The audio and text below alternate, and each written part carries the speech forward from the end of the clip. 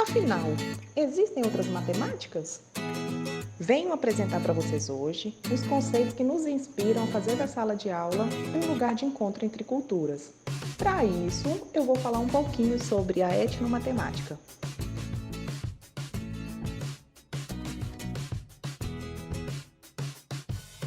A matemática, como todos sabem, ela está presente em diferentes contextos culturais. Fala-se na matemática do pedreiro, na matemática do marceneiro, na matemática dos camponeses e assim por diante.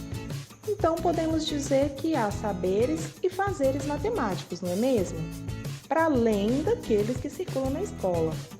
Então, esse entendimento levou pesquisadores em educação matemática a constituir um programa de pesquisa, que foi iniciado em meados dos anos 70 e 80, chamado de etnomatemática, do qual um brasileiro chamado Biratan D'Ambrosio foi destaque. Para ele, o programa etnomatemática é um conceito amplo que busca entender como a espécie humana desenvolveu seus meios de sobrevivência e não restringindo-se apenas às ideias práticas e técnicas matemáticas.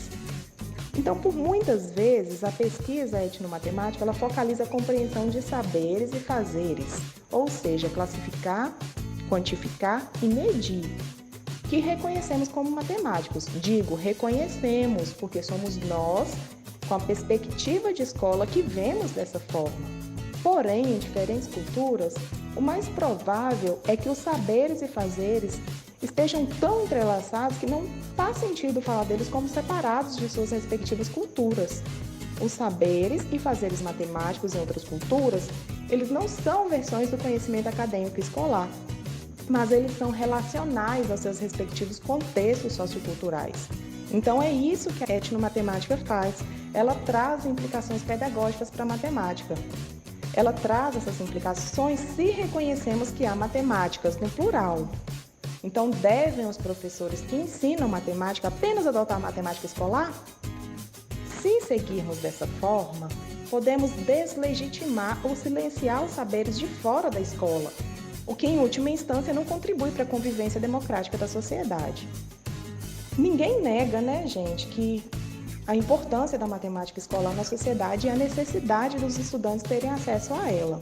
Também não se trata de usar a matemática de outras culturas como um conhecimento prévio a ser substituído pela matemática escolar.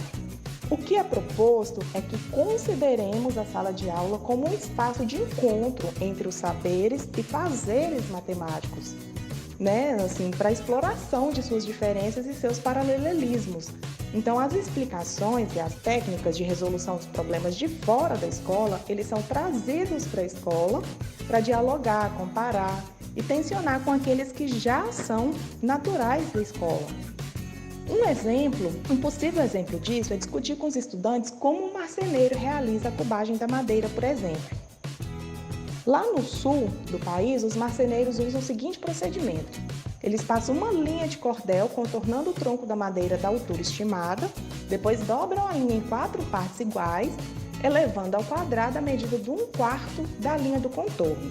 Então, finalmente, eles multiplicam pela medida da altura do tronco. Na sala de aula, poderíamos comparar a estratégia do marceneiro com outras formas de resolver o problema da matemática escolar. Por exemplo, a gente pode considerar o tronco de uma árvore como um cilindro. Não se trata de verificar a validade do saber e do fazer do marceneiro, mas de discuti-lo, na perspectiva de uma cultura, como distinguir outras formas de lidar com o problema, e isso dentro da escola.